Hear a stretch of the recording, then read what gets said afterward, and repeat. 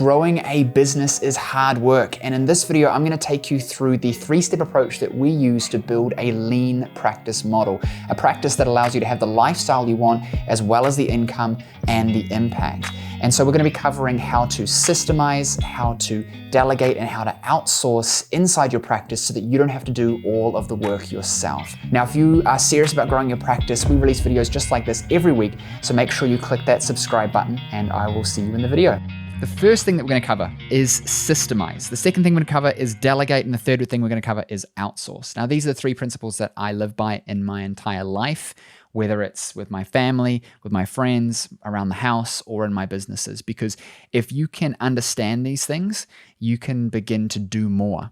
Everything is about managing the resources that you have and becoming more resourceful in your pursuit of what you want. None of us have a problem of resources. All of us think sometimes, well, I don't have enough money. Money makes money. If you believe that having money makes money, then you'll always be broke because you can't. If you don't have money, then how are you going to make money? So immediately your brain says, oh, can't do it. If you believe that you need more patience, then your business is going to be stuck because you're not looking at the existing audience and assets that you have and compounding that to allow a vacuum to suck in more people. Or when we actually do give you more clients, the business breaks because you've been so focused on getting new clients, you haven't solved the rest of the potholes in your business. And the same thing in your life. If you think to yourself, I don't have enough time to grow my business, I don't have enough time to be with my family, I don't have enough time to develop myself, then you're never going to, and you'll never fully achieve what you're looking for, or fulfillment, happiness, contentment, etc. in life, because you're always thinking about the resources that you need instead of being resourceful with what you've got to create more resources. So the first thing we have to do is we have to systemize. Systemizing starts with looking at the things that you're doing and think, how do I stop doing the same thing? How do I stop repeating the same task? How do I stop repeating the same problem? For example, if I'm going to do anything in my business that's never been done before, I'm going to document it. First, I'm going to master it enough so that I can sort of succinctly document it, but I'm going to do it, figure it out, and go, great. And then I document immediately. Sure, it's extra work, but like I said, slow is smooth, smooth is fast.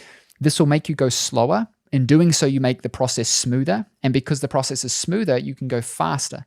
Otherwise, what ends up happening is you try and do everything. And then when you try and delegate or outsource, which is the next step, right? You're too busy, you don't know what to do. So then you think, I'm going to hire somebody, and you just start throwing people at problems. I'm jumping ahead here, but if you're throwing people at problems, you have to pay them more money because what you're really asking them to do is figure out your problems. If you've gone slow and made it smooth, you've documented and systemized everything that you're doing, it allows you to give a person the role. Now, a simple explanation of this is when you're, for example, getting a staff member to ring your clients. Don't get them to just ring people. You need to get them to go through a chat process. There needs to be a scripted process, a step-by-step. How do I get into state before I make a phone call? How do I handle it if a person answers the call versus doesn't answer the call? What do I do next? So they've answered the call. What's my process to get them booked or whatever I'm trying to achieve? If they don't want to book, what do I do next? If they do want to book, what do I do next? Because then you've solved the problem once, you never have to solve it again. So the next time you hire somebody, instead of spending a whole lot of time training them, you just give them the system to go through. So my staff and how they ring leads, for example, or leads being, prospective clients, people who have said, hey, I'm interested in working with you. There is a system. It's standardized. So now I expect certain outcomes. And if they're dropping the ball, I can just lift them back to the benchmark and say, this is where you're supposed to be. And secondly, if they're not performing, it's very easy for me to let them go because I can clearly see that they're not meeting expectations. Take what you're doing and break it down into its components and make it sequential and think, what is it that I'm actually doing and trying to achieve? What's the measure of success? What's the outcome? What are the steps that I must go through in as granular detail as possible? You don't want a 30-page guide of how to open up and handle emails. You want to have summary points with, if they need more detail, specifics. It's so simple. And so you set a benchmark, and it allows you to not have to think about things. Decision fatigue is real. How many of you get to the end of the day and somebody asks you a simple question, you're like, oh, I don't know. And you just can't even come up with an answer, or you get a headache thinking about trying to come up with an answer. That is decision fatigue. That has happened because you've had to make so many decisions throughout the day on stuff that you shouldn't. What should I wear? What should I post? What should I do first at work? What should I do second at work? Should I have tea or should I have coffee? Should I go to the gym today? All of these things add up over time and create decision fatigue. If you create a system and a structure and you say, I get up at 6 a.m., I brush my teeth and I get changed from 6 till 6:15. I then go and turn on the coffee pot and I do my mindfulness exercises and then finish my coffee by 6:30. By 6:30 to 7, I'm prioritizing the day ahead. Then I'm getting into administration and emails and things from 8 till 9. And then from 9 till 12, I'm creating content or I'm in clinic or whatever I'm doing. And so it's never a question of what should I do now? It's a question of where am I in the day? We do the same thing in clinic. If the phone rings, you answer it and you deprioritize whatever else you're doing. And then when the phone, you've handled the phone call, you go back to the previous thing. And we have lists of priorities that trump each other.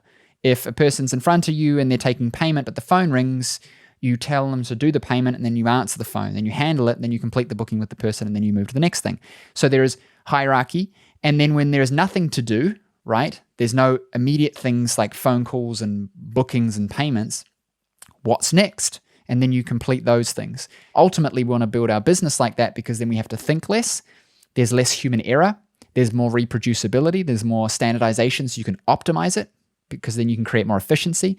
And we can now start to create smoothness rather than this feeling of out of control, because out of control just comes from having not planned. Because once you've done that, once you've documented, systemized, standardized, benchmarked, you can delegate. For us, for example, there is no point in me cleaning my house. There's no point in me cleaning my clinic. There's no point in me answering the phone, booking people, taking payments, or even seeing clients. Why? Because I should be working on the things that I'm a genius at, that only I can do, that result in movement forward of the business and my life. And spending an hour cleaning my house, as little of time as that seems, I would rather spend that hour painting with my son or achieving something in my business or solving problems that only I can solve that really matter. Now, if you look at life in those terms and you think to yourself, what's the stuff that I love to do and want to do and should be doing? What's the stuff that I don't like to do, but guess I have to do? That's like second tier stuff that you would really like to outsource later, but right now maybe you can't. What's the stuff that you hate to do, shouldn't be doing, don't want to be doing? Get rid of it immediately. And if you've done this right in your business, you can delegate these things. So we've delegated, for example, ringing new patients and booking them in. We've delegated reactivating new patients. We've delegated having the clinic cleaned. We've delegated managing the administration, doing insurance billing, checking off invoices, auditing the appointment book. We've delegated these things. Team meetings we've even delegated. And it's kind of like a pyramid, right? You're systemizing the base tasks so that your next level up can start to take over that. And then you systemize those so the next level up can take over those. And what this ultimately does is create leverage. Leverage meaning that instead of 1 unit of effort in to get 1 unit of reward out, I can put 1 unit of effort in to get 3 reward out. Does this make sense? If I'm stuck ringing all of my new patients who want appointments, then that means there's less time for me to see new patients. And because I'm not directly getting paid for ringing them, it's costing me money rather than making me money. Delegating is your employees and your contractors. We delegated seeing clients to our contractors. We delegated front desk duties and managing of the practice on a daily basis to our staff. But everything that we give them is systemized so that we can have a benchmarked outcome and a standardized process to create consistency, because then things are smooth, and when they're smooth, we can go fast. The third level is outsourcing. Now, outsourcing is where things start to get fun. Outsourcing, for me, what that basically means, because arguably delegation is the same, is you are finding people overseas who can work different hours than you, who can come in as a contractor so you don't have the same responsibilities of employment, and can work for a lower wage because the relative economy is better, right? So for example, you can't pay somebody in the UK the same as what you might pay them in the US because they can't afford to live in the same way. But you can somebody in South America or in the Philippines because of the relative economy, it's more for them. So in terms of outsourcing, we outsource all of the stuff that we've really got down to a science, the really systemized stuff. So for example, ringing new patient leads.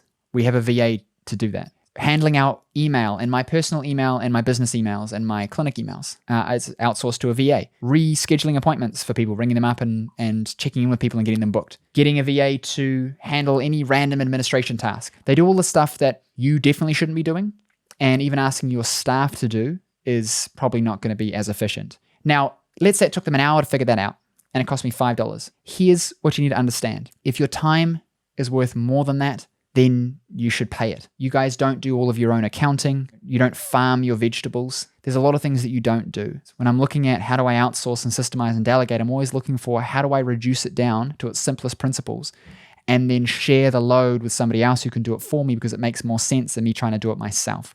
It's costing me time, and time is a resource that I cannot get back. The way to grow quickly is to go slow, systemize, document, and create smooth processes. That then allows you to have a runway that you can actually take off and go fast with. If you are looking at your practice and thinking, I'm overwhelmed, I'm stressed out, I got too many things to do, systemizing will reduce the load. Delegating will give you time back. Outsourcing will turn you into a machine. Now, if you enjoyed this video and you're serious about growing your healthcare business, then check out these other couple videos that we've got here for you. And make sure that you hit the like button, leave us a comment, and subscribe. And I've gone ahead and created some special bonuses for you. So check the description of this video for those links, and I will see you in the next video.